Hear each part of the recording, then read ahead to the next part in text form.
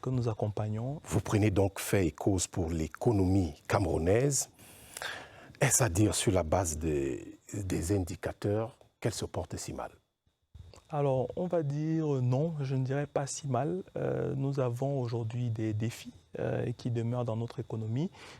Quand on regarde un certain nombre d'indicateurs, comme vous l'évoquiez, si je prenais par exemple celui de la croissance, on va remarquer que notre taux de croissance pour l'année 2024 est plus ou moins autour de 3,8-3,9%, donc près de 4%, ce qui reste en deçà des ambitions que nous avons qui sont un taux de 8%.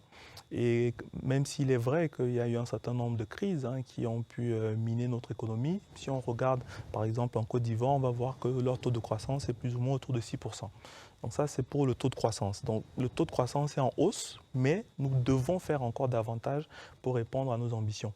On peut prendre aussi par exemple l'inflation, parce que la question du pouvoir d'achat de nos ménages est une question centrale. Et on va noter que notre inflation a été jugulée, et c'est une bonne nouvelle, au cours de l'année 2024. Elle est en baisse. On part d'un taux d'inflation qui était plus ou moins dans les 7,5% et aujourd'hui qui tourne autour de 4%. Donc c'est plutôt salutaire. Et ça veut dire qu'il y a un certain nombre de mesures qui ont été prises par les décideurs pour pouvoir permettre de juguler cette inflation. On peut en revanche aussi regarder un certain nombre d'autres indicateurs, le taux de sous-emploi, parce qu'un des enjeux aussi, on le sait aujourd'hui, c'est l'emploi des jeunes. Et on voit que sur cette question, par contre, on est toujours avec un taux de sous-emploi assez élevé, qui frise les 70%. Et donc la précarité de l'emploi aujourd'hui reste un défi majeur. Je terminerai peut-être en évoquant également l'enjeu de pouvoir voir si notre population a tendance à s'appauvrir ou alors à aller vers la prospérité.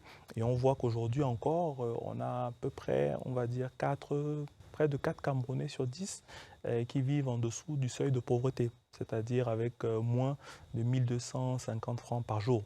Donc c'est pour dire qu'il y a un certain nombre d'indicateurs qui montrent qu'il y a des efforts positifs qui ont été faits, mais quand on regarde l'ambition qui est la nôtre, et les besoins également. Tout à fait. Quand on regarde l'ambition et les besoins, c'est-à-dire pouvoir, comme je vous disais, pouvoir atteindre le plein emploi, pouvoir permettre à nos ménages d'avoir un pouvoir d'achat qui soit suffisamment élevé, pouvoir permettre de créer du bien-être pour les populations au sens large, de manière équitable, on se rend compte qu'il y a encore un ensemble de défis qui doivent être relevés. Pourtant,